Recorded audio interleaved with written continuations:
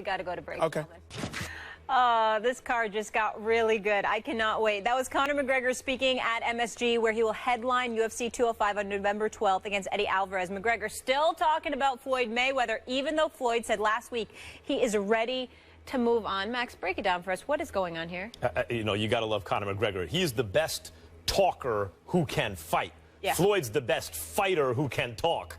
And of course, so you put those two names together, it's a huge promotion. Here's what's going on.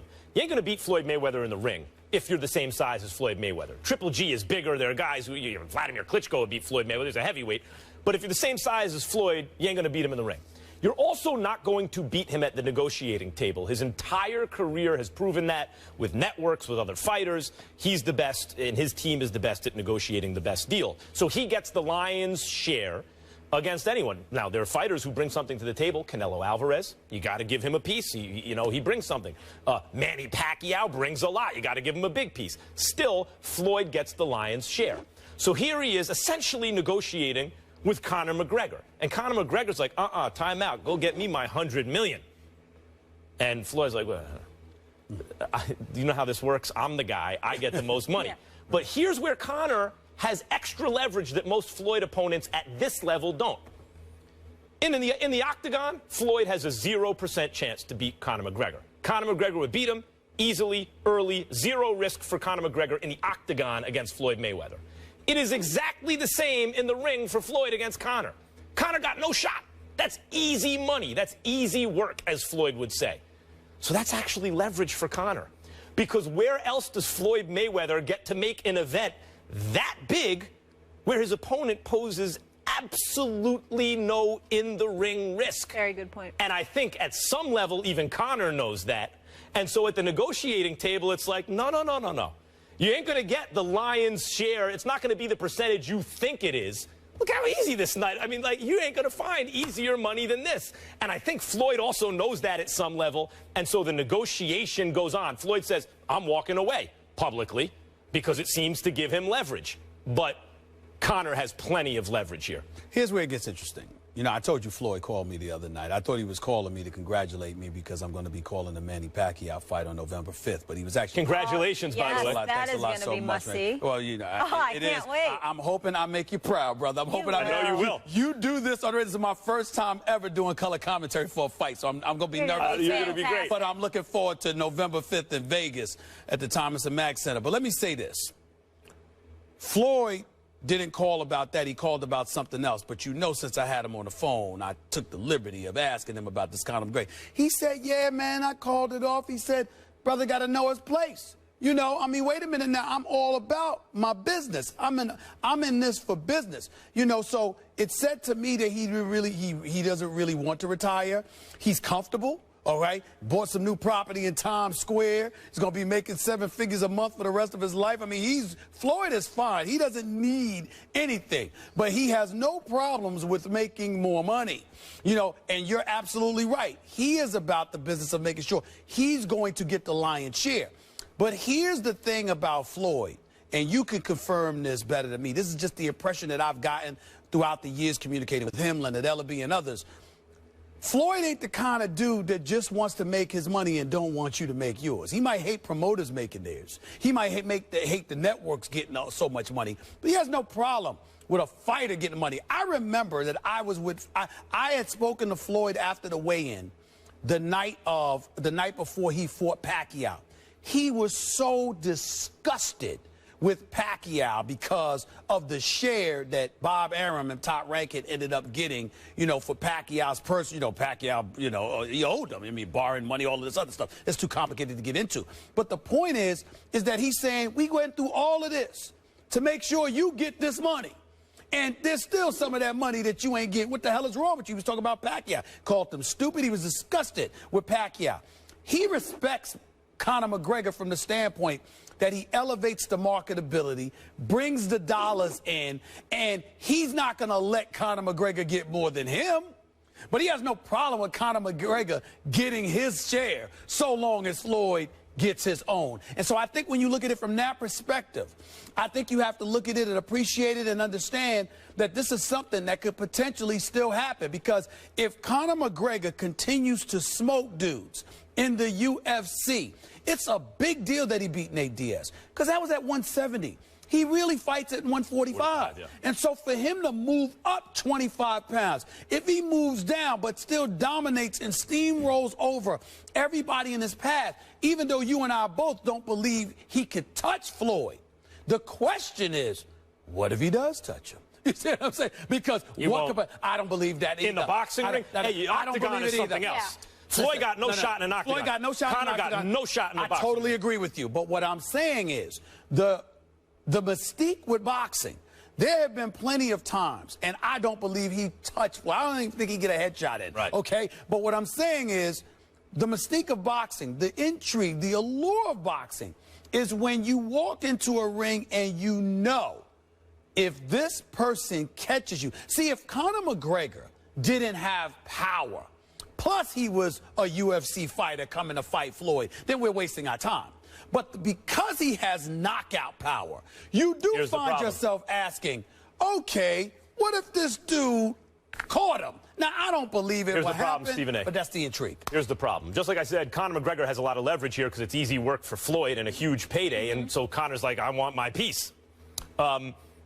Floyd also has leverage here because UFC ain't boxing where you can cherry pick. Right. Floyd has fought a lot of fighters, but he has also cherry-picked in the higher weight classes. Right. When he was 130, 135 he fought everybody. Fought everybody. As he got bigger, he waited till the right time where they represented minimal risk, maximum reward, which is what you're supposed to do. Except for Canelo, though. Canelo was still ascending, but there's always an excuse for Floyd. People are always, no matter what Floyd does, he'll be criticized. He was too young, he was too old, and yet I am here saying that, in fact, I don't believe the outcome would be any different, but Canelo was 22. Pacquiao was older, and that fight was past its expiration date. Same thing with Shane Mosley, etc.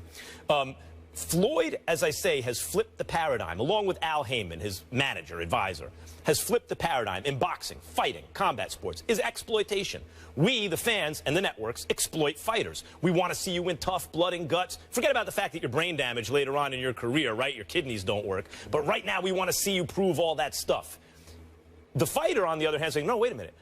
A fighter's manager, rather. They're saying, we want the most money for the least risk. Right. I don't want to walk around brain damaged with bad kidneys later in my life. Right. I don't want to shorten life expectancy. So Floyd and Al Heyman have been so successful at flipping that paradigm, there's a backlash. Because they have out-negotiated the other side, meaning the networks and the fans, by so much that he's made hundreds and hundreds of millions of dollars without taking the same risks that the fans wanted to see him take. And this is more of the same there. The risk for Conor is as follows. The UFC is not boxing. You can't get away with that. You got to fight world-class fighter after world-class fighter in their primes, whoever the biggest name is. Therefore, no one's going undefeated for too long. That's right. So if Conor continues to do this, he could lose. He could lose to Alvarez. He could lose. It's not that he's not excellent or even better than Alvarez. Wrong night, one split-second mistake, you can lose that in the UFC. No question. So Floyd got leverage there. Like, if you lose a couple fights, it's not worth it anymore. Yes, right. You better strike while the iron's hot. Right, but Floyd don't mind cashing another nine-figure check, and that's what he's after. And one of the things that he did to accentuate that point was highlight how I'm busy getting on Oscar De La Hoya for hiding Canelo from Triple G. Mm-hmm. Floyd is like, man, I can't knock Oscar. And you know their history. Right. He's like, I can't knock Oscar. He said, that's smart business. Right. Good for him. Looking out for the fighter. Smart. The fighter's business interests and the fans' interests are usually diametrically opposed. They can't coexist. You know, one wins or the other does. Stay tuned in the days and weeks to come. I'll have more info on Floyd. And it ain't about McGregor, but I'll touch on that another time. I like that little tease there. Whether real? Is that, are you just I hear the boy talking. The leak came out, and it was him that leaked the rumor. And I said, he gets 100 million, I get 7 million. That's a pay cut to me. I don't take pay cuts. I thought boxing was where the money was at. The 7 million is absolutely laughable. He's talking 100 million. I'm also talking 100 million. I'm 27 years of age, and I'm just about halfway through a $100 million contract. At 27 years of age, Floyd Mayweather was on Oscar De La Hoya's undercard. So, compare that. Who doesn't want to conquer both worlds? He's getting old now. You know, I have the size, I have the reach, I have the height. I have the youth. He needs me. I don't need him. That's the truth of it. Who else can he fight? He fights someone else in the boxing realm, and it's like, all of a sudden the pay goes from 100 million to 15 million. So, he needs me. So, if he wants to talk, we can talk. But it's me who's in control here. If this really took place, you're talking about boxing. Boxing as we know it. Again, I don't really care about rules. He can make all the rules he wants, you know. I know he would not want to fight in a mixed martial arts contest, in a true fight. If you want to fight in a limited fight, that's no problem. We can do that. I will set aside many other forms of fighting that I practice in, and I will focus on one particular craft. I'm in the game of spinning plates. I'm spinning a boxing plate. I'm spinning a taekwondo plate. I'm spinning a jiu-jitsu plate. I'm spinning a freestyle wrestling plate, a karate plate. There's so many spinning plates in this game. If I was to just put all them down and have one boxing plate spinning, it would be like a load off my shoulders. Are you as hungry as ever to prove yourself again? You know, there's something burning in me. I feel like my gut has been emptied again. I don't let anything outside interfere with it. As you can tell, as all of that stuff blew up, I am very focused on returning 100%. Twitter would melt if McGregor and Mayweather ever fought.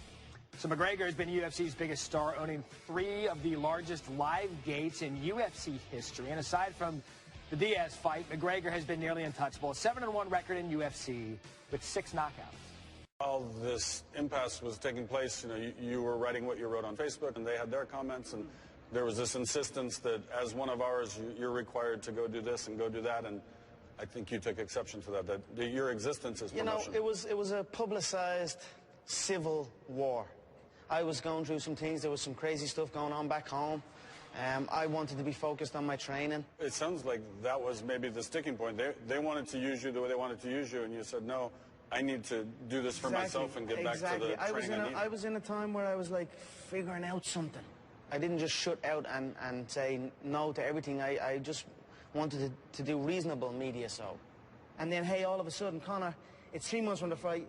We've got to drag you 40-hour flights to come and do a run around New York, Vegas, California, 70 press conferences, 70 talk shows, adverts, all of this. I was like, I only made you 400 million last week.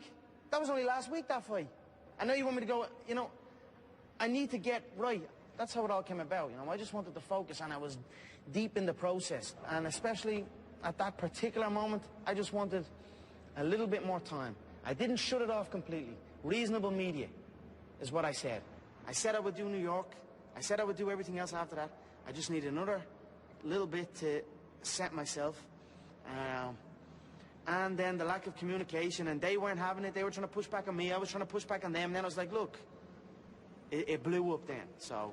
Would you have played out everything the way you did, say, your announcement on Twitter?